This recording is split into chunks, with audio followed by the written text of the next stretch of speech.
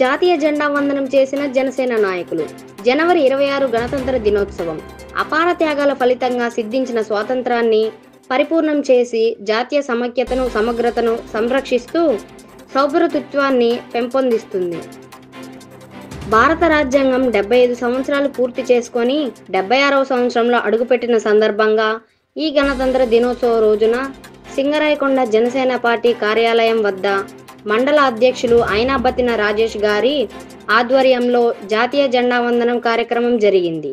ఈ కార్యక్రమానికి ముఖ్య అతిథిగా జనసేన పార్టీ కొండేపి నియోజకవర్గ టీఓసీ కనపర్తి మనోజ్ మరియు ఎక్స్ ఆర్మీ ఉమన్ రావు గారు జాతీయ జెండా ఎగరవేసి గౌరవప్రదమైన సెల్యూట్ చేసి భారత మాతకి జై అనే నినాదం చేయటం జరిగింది.